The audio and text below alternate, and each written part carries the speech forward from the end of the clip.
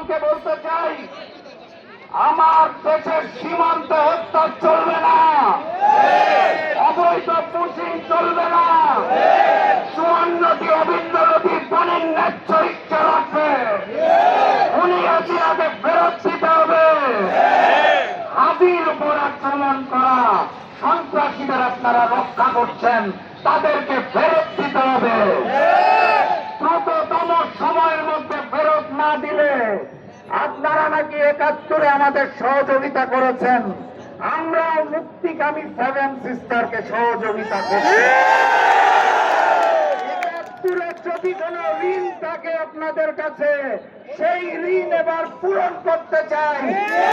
সিস্টারকে স্বাধীন করে আর আমার দেশের প্রশাসন যারা পিছে দাঁড়িয়ে রয়েছেন তাদেরকে বলতে চাই, বাংলাদেশের মুক্তিকামী জনতাকে আপনারা রুখতে পারেন, ভারত থেকে আসা গুলি রুখতে পারেন না কেন? আপনাদের কাছে তথ্য থাকার পরেও আপনারা যদি হিন্দুস্তানি গোলামি করার জন্য প্রস্তুত থাকেন, তাহলে আপনাদের বিরুদ্ধে আরো একটি অভ্যুত্থান হবে ইনশাআল্লাহ। নতুন বাংলাদেশে হিন্দুস্তান এবং হিন্দুস্তানের কোন বন্ধুত্বকে আমরা মেনে নেব না ইনশাআল্লাহ।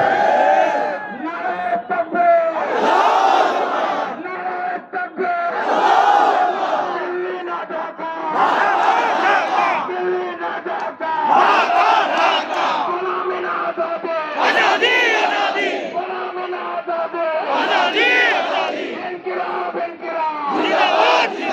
আবারও দেখা হবে, আবারও কথা হবে। চোখ কান খোলা রাখবেন, কোন হিন্দুস্তানি ষড়যন্ত্রের সামনে আমরা মাথা নত করবো না ইনশাআল্লাহ। শুধুমাত্র রাব্বুল আলামিন আল্লাহর সামনে, আর কারো সামনে থাকবেন। বিজয়ের পথে যাত্রা শুরু, জীবন অথবা মৃত্যু। আসসালামু আলাইকুম।